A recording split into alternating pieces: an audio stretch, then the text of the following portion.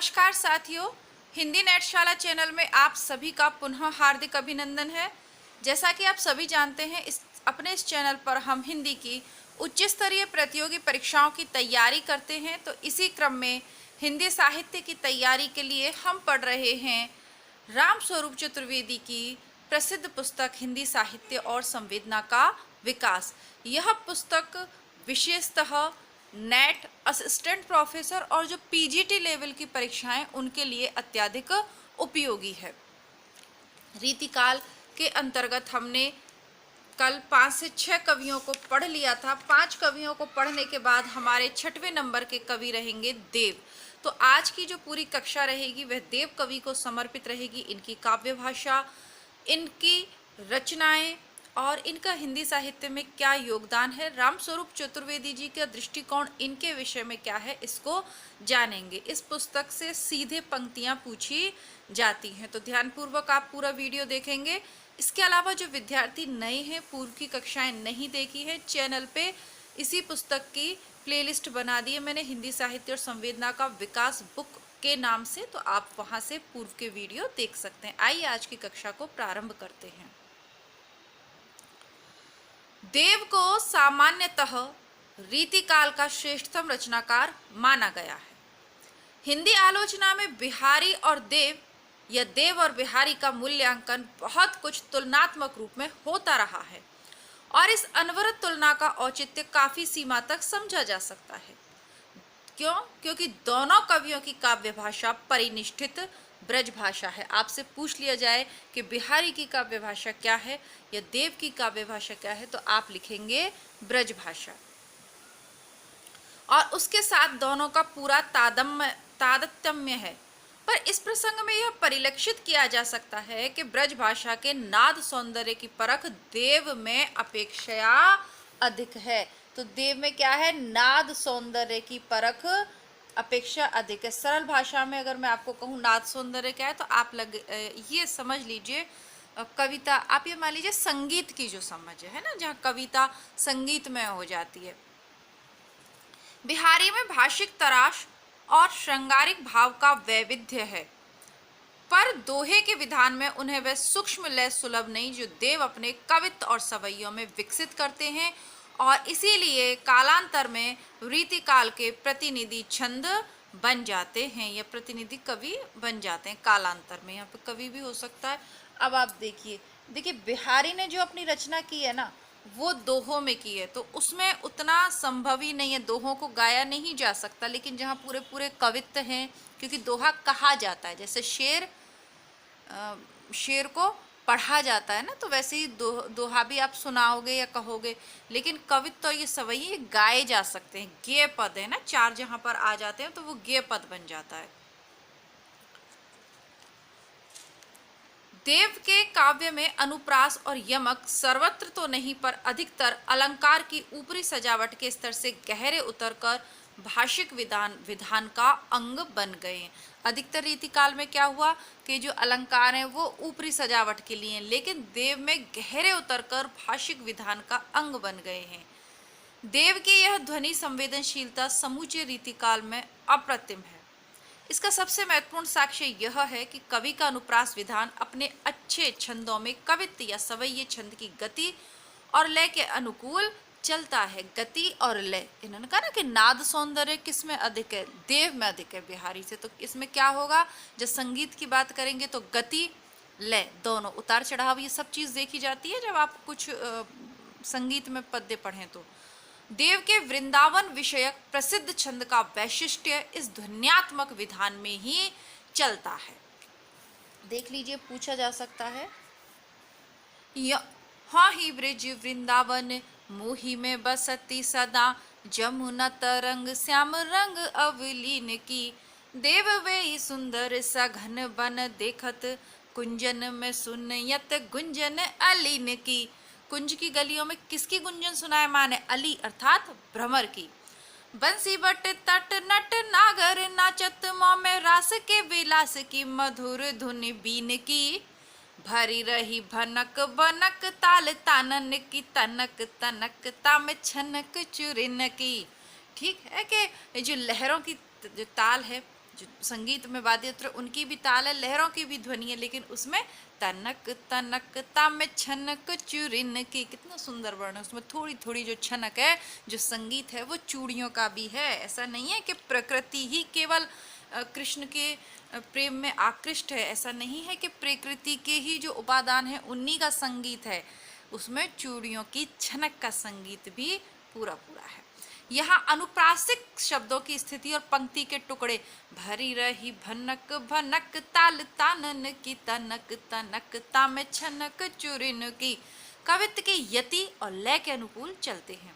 वृंदावन के रास का संगीत पूरे छंद में उमड़ने लगता है। शब्द अलंकार, अनुप्रास और यमक अलग से ध्यान न खींचकर भाषिक विधान में पर्यवसित हो जाते हैं। देव की काव्य भाषा में भाषिक तरास बहुत कुछ वैसा ही मिलता है जैसे बिहारी के दोहों में है भाषिक तरास, बल्कि इस प्रकार के बहुत से प्रयोग दोनों कवि में एक जैसे हैं, जैसे एह प्रत्यय जोड़कर वने विश्लेषण, जैसे ललचइये रिसोहिये, सतर विशेषण से बनी नाम धातु सतराई इये अथवा उ अव्यय प्रत्यय के शब्द विधान वरइये जीवे। समय प्रवाह की व्यापक अवधारणा के लिए ब्रज भाषा का संक्षिप्त सा शब्द खन और ऐसे अन्य अनेक प्रयोग देव की भाषा के ठेठ और सहज रूप को प्रमाणित करते हैं। व्याकरणिक तराश की तुलना में जैसा संकेत किया गया, ध्वन्यात्मक तराश देव की काव्य भाषा में अधिक प्रभावशाली जान पड़ती है या पड़ता है। जब तराश है तो फिर जान पड़ता है। ध्वन्यात्मक तराश है, थोड़ा थोड़ा सा जो मोस्ट वर्ड हैं जो आपको कैच करने हैं, जब आप देव को पढ़ रहे हो तो उसमें कैच क्या करना है आपको, तो वहाँ पर हाईलाइट में कर देती हूँ ताकि नेक्स्ट टाइम आप जब सुने तो उस पर अपना ध्यान इंगित करें। अब जो नए विद्यार्थी चैनल पे प्रतिदिन आ रहे हैं उनके लिए मैं जानकारी देना चाहूँगी कि इससे पहले रामचंद्र शुक्ल का हिंदी साहित्य का इतिहास हम पढ़ चुके हैं, जो कि हिंदी की सभी परीक्षाओं, चाहे आप टीजीटी दे रहे हो, कोई भी प्रवेश परीक्षा दे रहे हो, नेट दे रहे हो, असिस्टेंट प्रोफेसर, कोई भी, या इंटरव्यू के लिए क्यों नहीं जा रहे हो, वो आपके लिए बहुत ही उपयोगी है। तो कृपया करके वो प्लेलिस्ट से आप ज़रूर पढ़ें। पूरी बुक प्लेलिस्ट में है, आप लोग खरीद भी लेते हैं, पढ़ नहीं पाते, तो जितना आपने पढ़ लिया है अब तक ठीक है, जो नहीं पढ़ा है उसके आगे का आप प्लेलिस्ट में ज़रूर पढ़ें। और जब भी आप रामचंद्र शुक्ल को, रामस्वरूप चतुर्वेदी को पढ़ें तो कमेंट बॉक्स में आप कोई भी छोटा सा साइन, जैसे आप पूरी बुक को पढ़ रहे हैं मेरे साथ, तो कोई भी साइन या कोई भी कमेंट, कोई भी इमोजी वगैरह बनाएं, ताकि मुझे मालूम चले कि कितने विद्यार्थी हैं जो नियमित रूप से पूरा इन पुस्तकों को पढ़ रहे हैं। जब आप इन पुस्तकों को पढ़ेंगे तो आप देखेंगे कि बहुत से विद्यार्थी ऐसे हैं जो चैनल से पूरी पूरी किताबें पढ़कर लाभ ले रहे हैं और पूरी पूरी किताबें पढ़ भी रहे हैं। वन लाइनर के रूप में सरस्वती पांडे, गोविंद पांडे उपलब्ध है। प्रैक्टिस सेट व्याख्यात्मक रूप से उपलब्ध हैं। प्रतिदिन आपका रामस्वरूप चतुर्वेदी जी की इस बुक का वीडियो आ रहा है। कारण ये है कि जो नेट और असिस्टेंट प्रोफेसर भारतवर्ष के किसी भी राज्य से आप कर रहे हो, आपके सिलेबस में जितना कुछ कविताएं, निबंध, नाटक, उपन्यास, कहानी है और आपके बहुत कुछ जो अन्य चीज़ें हैं, अभी नाम याद नहीं आता, कई बार जीवनियाँ हैं, संस्मरण, तो हम सब कुछ पढ़ रहे हैं, हिंदी नेटशाला पे उपलब्ध है। इसी के अलावा इसी चैनल का दूसरा भाग है हिंदी बुकशाला। बुकशाला अर्थात लाइब्रेरी के रूप में एक चैनल है, उसे मैं विकसित कर रही हूँ कि आपको कोई भी हिंदी की किताब पढ़नी, सुननी हो तो उस चैनल पे मिल जाए। वहाँ पर आपकी आत्मकथा मुर्दहिया चल रही है और उसके अलावा आपकी रश्मि रथी चल रही है, उपन्यासों में राग दरबारी चल रहा है। इसके अलावा तमास, मेला आंचल, महाभोज, अभी नाम भी याद नहीं है, बहुत सारे नाटक, उपन्यास वगैरह उस पर मैं पढ़ा चुकी हूँ। तो कृपया करके दोनों चैनल आप अपनी परीक्षा तक तो सब्सक्राइब करके रखें।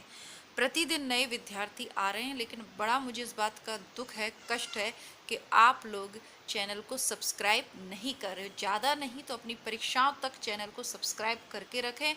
ऑल वाला ऑप्शन जरूर दबाएं ताकि डेली नोटिफिकेशन आपको मिल जाए, क्योंकि टीजीटी पीजीटी की भी अब परीक्षा आ रही है, तो उनके लिए भी प्रैक्टिस सेट में डाल रही हूँ, आप वो भी सॉल्व कर सकते हो तैयारी के लिए। क्योंकि टीजीटी पीजीटी के अगर आप सॉल्व करोगे तो ग्रामर वगैरह जो अन्य चीज़ें हैं, आपको लगता है कि अरे टीजीटी बहुत छोटी परीक्षा है, हम तो नेट का दे रहे हैं तो हम क्यों नहीं।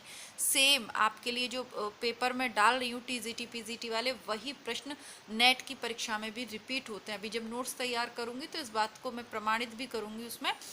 तो ये चीज़ है आपको देखनी है कि जो भी वीडियोस मैं आपके लिए डाल रही हूँ तो वो सेलेक्टिव मैटर में डालती हूँ जो सब परीक्षाओं के लिए उपयोगी हो। हेडिंग उसकी मैं वही डालती हूँ, इस तरीके से नहीं करती कि प्रैक्टिस सेट, नहीं, मैं उस पर साफ लिखती हूँ कि यूपी टीजीटी का पेपर है, ये आरपीएससी का पेपर है, ये नेट का पेपर है, ताकि क्लियर ले, प्लेलिस्ट हमारी क्लियर रहे। तो चैनल की प्लेलिस्ट ज़रूर चेक करें। आगे बढ़ते हैं।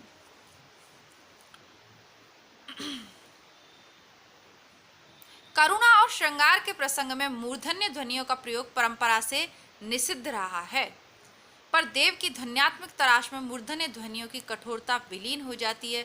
संभाव्य विरह के संदर्भ में नायिका के आंसुओं का वर्णन है। ठाड़ी बड़े खन की बरसे बडरी, अखियां ने बड़े बड़े आंसुनी। तो ये है ठाड़ी बड़े खन की, बहुत देर से ठाड़ी है। ठाड़ी बड़े खन की बरसे बडरी, आँखियाँ ने बड़े बड़े आंसुनी। बड़े खन से किस का खन से मैं खड़ी हूँ ना, ब्रजभाषा खनिया ने समय। इस सवैये की इस अंतिम पंक्ति में मूर्धन्य ध्वनि और ट ड ढ की 6 बार आवृत्ति हुई है। इन कठोर मूर्धन्य ध्वनियों का अनुशासन कवि ने अपने विशिष्ट ढंग से किया है। ठाड़ी और बढ़े के साथ खन रखकर ठाड़ी बड़े खन कवि ने ह्रस्व और अनुनासिक ध्वनियों की सहायता से छंद के ध्वन्यात्मक वातावरण को कोमल बनाया है। इसी तरह से बड़ी विशेषण में री प्रत्यय जोड़कर फिर आगे विशेष आंख को अखियानी बनाकर बढ़री अखियां कवि नेत्रों की करुणा और विवशता को सहज भाव से व्यंजित कर देता है और इस प्रकार आंसुओं के वर्णन के बीच मूर्धन्य ध्वनियां जैसे पिघल जाती हैं। बिहारी में ब्रज जीवन के नटखटपन और लंगरई का चित्रण अधिक है। बिहारी में ब्रज जीवन के नटखटपन, किसने कहा है कि बिहारी में ब्रज जीवन के नटखटपन और लंगरई का चित्रण अधिक है, जो उनके शब्द चयन और व्याकरणिक चुस्ती के माध्यम से संभव होता है। देव की ध्वनि संबंधी संवेदनशीलता के कारण उनके अच्छे छंदों में कोमलता और तन्मयता का सूक्ष्म वातावरण अंतर्व्याप्त है। ऊपर उद्धृत दोनों छंद जिसके बढ़िया उदाहरण हैं। देव में बिंबों का कुशल और संवेदनशील रूप समूचे रीतिकालीन काव्य में उनकी अलग पहचान करा देता है। भक्ति और रीतिकालीन कवियों में कृष्ण के श्याम वर्ण का दुर्निवार आकर्षण प्राय एक अभिप्राय की तरह चलता है। देव ने इस आकर्षण भाव को 2 अलग अलग बिंबों में अलग अलग मन स्थितियों के अनुकूल रचा है। दोनों कवि के प्रसिद्ध छंद यहाँ उनके उत्तरार्ध उद्धृत हैं। तो उनके उत्तरार्ध देखेंगे, छंद जो रचे उनके पीछे का भाग। ले मख तुल गुह गहने, रस मूर्तिवंत सिंगार के चाखयो, सांवरे लाल को सांवरो रूप में नैनन में कजीरा कर राखियो। ये हो गया। दूसरा देखिए, आखिन में मेरे अमावस की रैन जिमी, जम्बू रस बूंद जमुना जल तरंग में, यूं ही मन मेरो मेरे काम को न रयो माई, श्याम रंग है कर समायो श्याम रंग में। बहुत सुंदर, बहुत सुंदर। पूछा जा सकता है ना, इनको तो आप पद को गा भी सकते हैं ना। ठीक है, पूछ ले किसकी पंक्तियां, तो देव की हैं। ठीक है, ये आपको शुक्ल में भी मिलेगी ये वाली पंक्ति। यों ही मन मेरो मेरे काम को ना रहो माई, श्याम रंग है कर समायो श्याम रंग में। मेरी अखियों में श्याम काजल के रूप में जी समाये ना, तो बस यही है।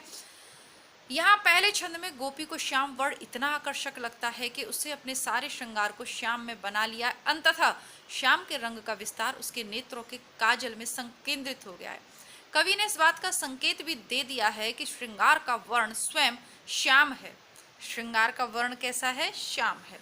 दूसरे छंद में कृष्ण के अगाध श्याम सौंदर्य सिंधु में गोपियों की विभोरता का वर्णन है, जहाँ अक्षरों की स्याही सारी सृष्टि में परिव्याप्त हो गई है।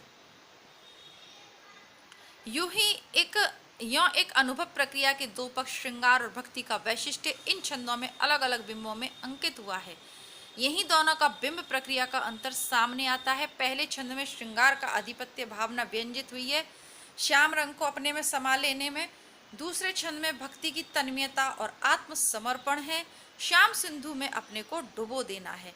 आधिपत्य और आत्मसमर्पण रीतिकालीन काव्य अनुभव के उभय पक्ष श्रृंगार और भक्ति की ये दोनों मन स्थितियां कवि के इन बड़े सधे हाथों से रचे बिंबों में विकसित हुई हैं। आधिपत्य और समर्पण, श्रृंगार के वर्णन में आधिपत्य रहता है और भक्ति का वर्णन जहाँ हो वहाँ आत्मसमर्पण रहता है। ठीक है, तो ये दोनों मन स्थितियाँ कवि के बिंबों में जो इन्होंने रचना की है उसमें व्यक्त हुई हैं। कल पढ़ेंगे हम घनानंद को। तब तक के लिए नमस्कार, धन्यवाद, जय हिंद। वीडियो को लाइक ज़रूर करें।